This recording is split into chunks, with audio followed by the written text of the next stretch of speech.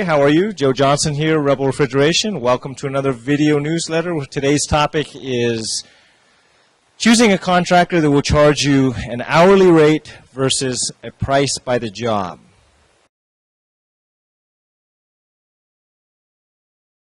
Right. Yeah. Charging a client by an hourly rate is not necessarily in the client's best interest, but it can serve the contractor. And here's why. If a technician per se is slow, inefficient, or unknowledgeable, you all of a sudden find yourself a babysitter because you got to kind of keep an eye on the technician, and that's not really your business. But if the technician per se doesn't know exactly what he's doing on the job, maybe he's got to travel to several different parts houses to find a specific part. Well, that's going to affect your end result bill. And if a technician per se, maybe he's the part that he purchased doesn't necessarily match up properly, or it's defective and he's got to put it in twice. Well, again, that shouldn't really be your responsibility, but you're going to see that time on your bill. That's why it's not really in your best interest. Last but not least, in days where the technician might be a little slow, instead of maybe 4 or 5 jobs, he's got 2 or 3.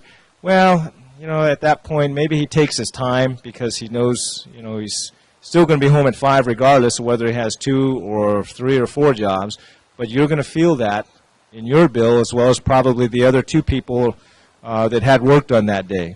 So that's why the technician is really, and the contractor, not really holding their own feet to the fire. They're not really taking responsibility for the jobs if they know they have an open-ended time limit to just charge you an hourly rate. Not really in your best interest. On the other hand, I really tend to favor charging clients by the job because it really makes the contractor and the technician hold their own feet to the fire. And it's a good system really for all parties involved. It's good for you because you're not responsible. If a technician has to install a part twice or can't find it, all you're responsible for is paying your set price. So you're no longer a babysitter. Or on those slow days, it doesn't matter how long the technician takes. You still pay your set price, which would be deemed at fair and reasonable.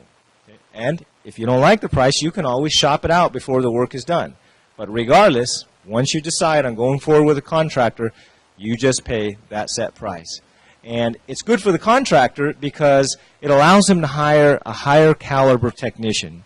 Technicians that by nature are more responsible about keeping their trucks stocked, about learning their trade inside and out so that they can do their work efficiently and move on to the next job.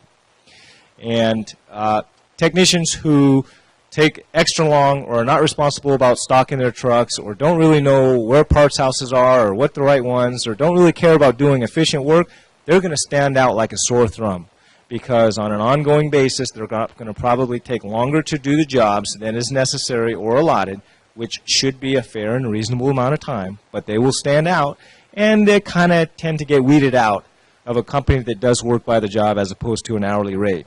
On the other hand, a company that charges an hourly rate might even favor a slow or inefficient technician because their average invoice is probably going to be higher.